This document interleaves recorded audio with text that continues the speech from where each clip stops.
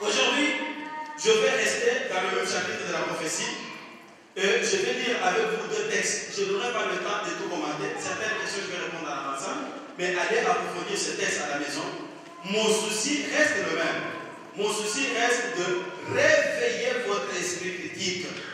Je ne veux pas dire que je viens condamner les prophéties ici. Non. Toute écriture est inspirée de Dieu et utile pour enseigner. Et ici, dans l'Arche de Dieu, nous croyons que la Bible est la parole infaillible, inspirée de Dieu, et l'unique autorité qui réglemente la pratique de notre foi ainsi que notre conduite dans la société. Ce que nous enseignons, c'est la Bible, et ce que je veux chez vous, c'est de développer cet esprit critique de sorte que vous ne puissiez pas devenir la risée des contrefacteurs prophétiques, de sorte que vous ne puissiez pas devenir la proie des faux prophètes qui pullulent aujourd'hui, et que vous soyez vous-même sur vos gardes, parce que l'Esprit de l'Éternel nous a avertis dès le commencement qu'il y aura de faux prophètes, qu'il y aura de fausses prophéties, qu'il y aura des menteurs, et nous le voyons. Nous ne voulons pas leur permettre de venir ébranler votre foi.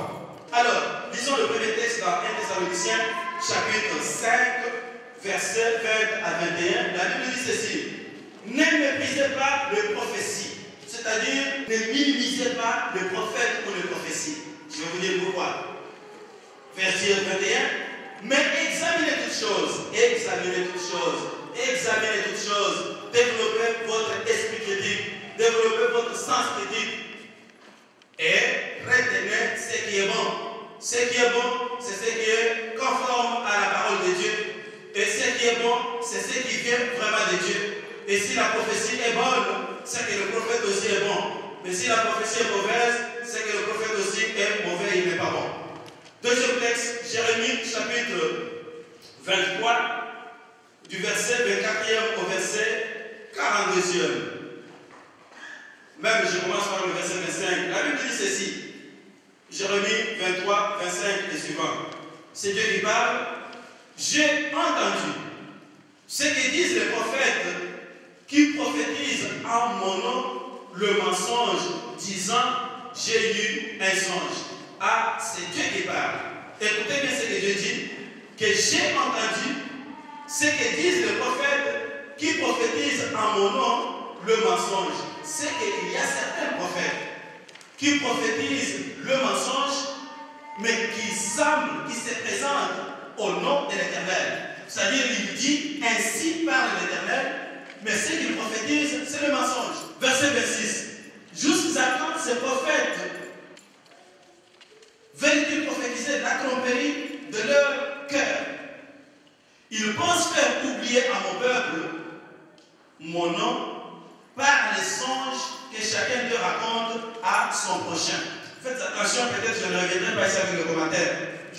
Il y a parfois un objectif caché de fausses prophéties. Et la révélation est donnée ici à Jérémie. C'est faire oublier le nom de l'Éternel au peuple de Dieu. Quand on vient vous raconter, j'ai vu ceci, j'ai vu cela, dans cette distraction, vous oubliez vraiment le nom de l'Éternel et c'est que Dieu veut faire des liens dans votre vie et dans votre marche avec lui. Et ça, nous devons le tenir en compte et rester éveillés, comme la Bible le dit. Eh bien, ils pensent faire oublier mon nom à mon peuple par les songes que chacun d'eux raconte à son prochain, comme leurs pères ont oublié mon nom pour Baal. Que le prophète qui a eu un songe raconte son songe. Et que celui qui a entendu ma parole rapporte fidèlement ma parole. Pourquoi mêler la paille au froment, dit l'Éternel. Ici, vous voyez que Dieu a besoin de la clarté. Il y a le souci de la clarté ici. Jamais glissé un mot dimanche passé. La Bible dit que le prophète qui a eu un songe raconte son songe clairement et fidèlement. Que le prophète qui a entendu une parole de ma part, qu'il raconte ce qu'il a entendu.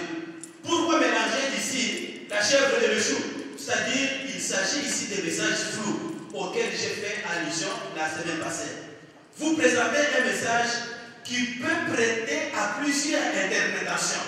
Le même message, vous attendez, si on va à gauche, ben oui, je vous l'avais révélé. Si on va à droite, mais oui, je vous avais révélé. Si vous avez eu le temps de parcourir les prophéties de Nostradamus, puisque le monde parle beaucoup de Nostradamus, mais vous risquez de dormir debout. Parce qu'il raconte des choses opaques, des choses floues. Mais quand vous voyez des gens dégager un sens de ce discours opaque, vous vous dites, mais où se trouve caché ce sens? C'est fait à volonté. Si vous suivez par exemple les prédilections des 10 heures de bonnes aventures des médiums, ça va être toujours flou. Je vous l'ai dit dimanche passé, il commence à vous préparer. Ça va bien? Oui, ça va bien. Je vois comme si votre amour vous a dit, oui, c'est ça, c'est ça. Oui, c'est ça, l'esprit me l'a montré. Mais il n'a pas dit que votre amour vous a quitté. Il dit, je vois comme si votre amour, vous complétez sa phrase pour terminer. C'est une technique connue. C'est une technique connue, frère, la technique de suggestion.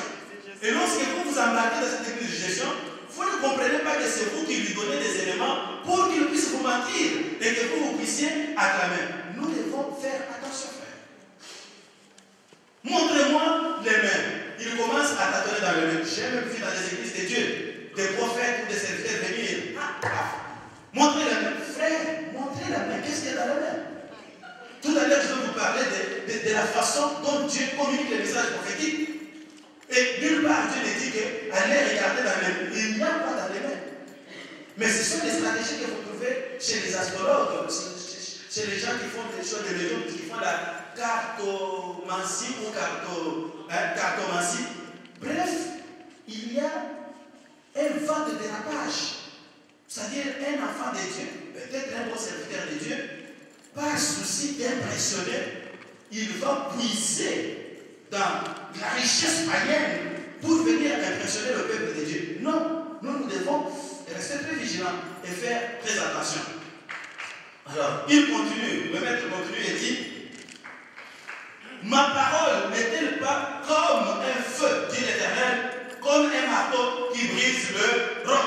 Quand Dieu parle, il parle, la parole sort avec puissance et ça brise. Et c'est pourquoi voici, dit l'Éternel, j'en veux aux prophètes qui se dérobent mes paroles l'un à l'autre. Voici, dit l'Éternel, j'en veux aux prophètes qui prennent leur propre parole et la donnent pour ma parole. C'est ta propre parole, frère. Ce sont tes propres pensées.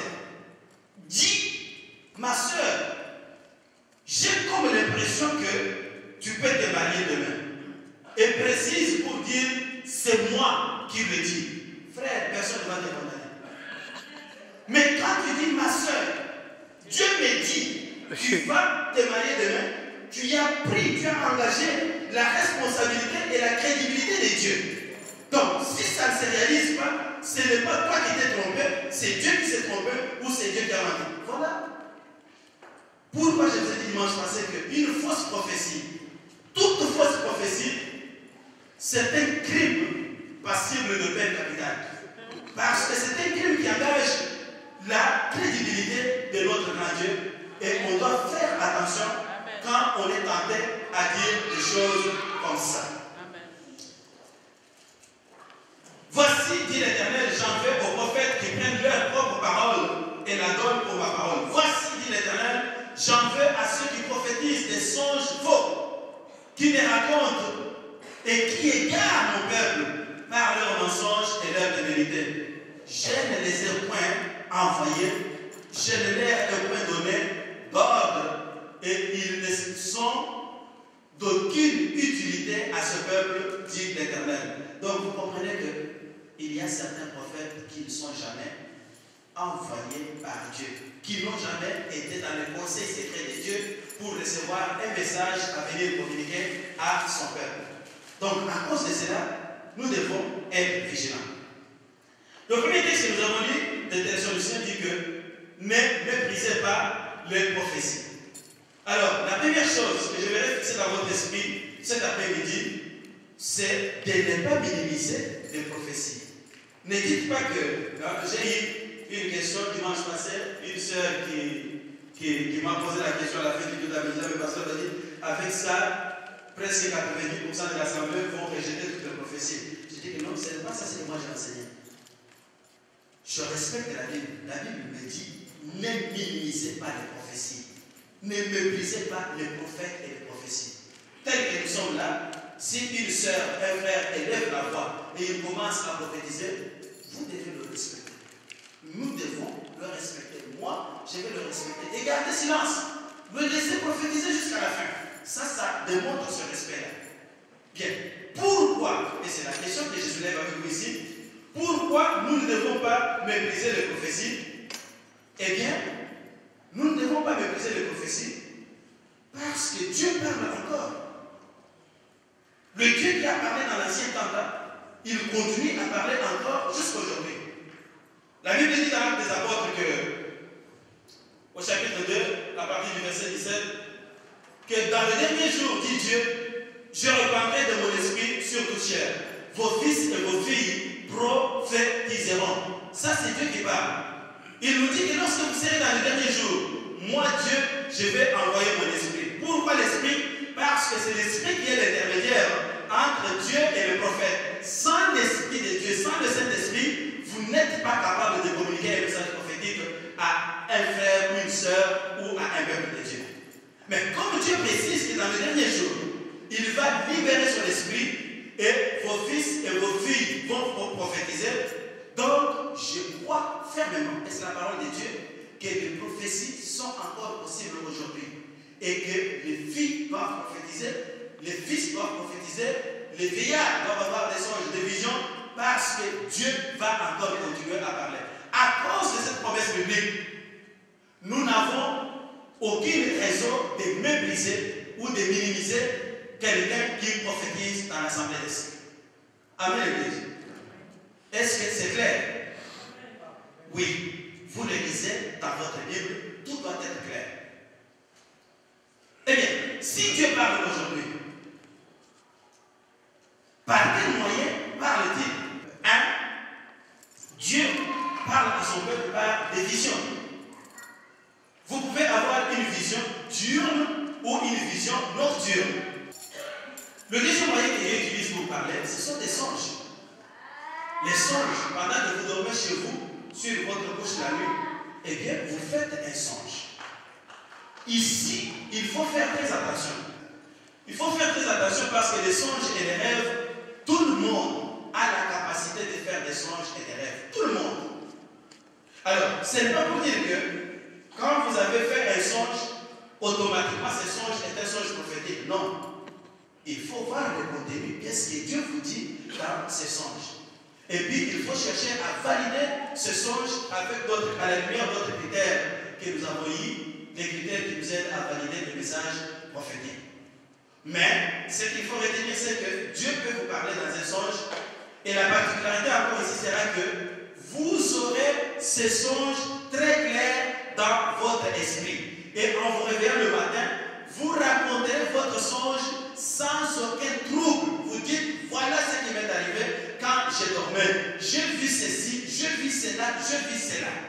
Vous le racontez à une personne. Et les songes, tout le monde peut les avoir, même les païens. À travers la Bible, vous allez voir que les amis de Joseph qui étaient avec lui en prison ont eu chacun un songe. Mais c'était des songes prophétiques que les païens ont eu. Mais sauf qu'ils n'en ont pas eu la révélation pour la compréhension.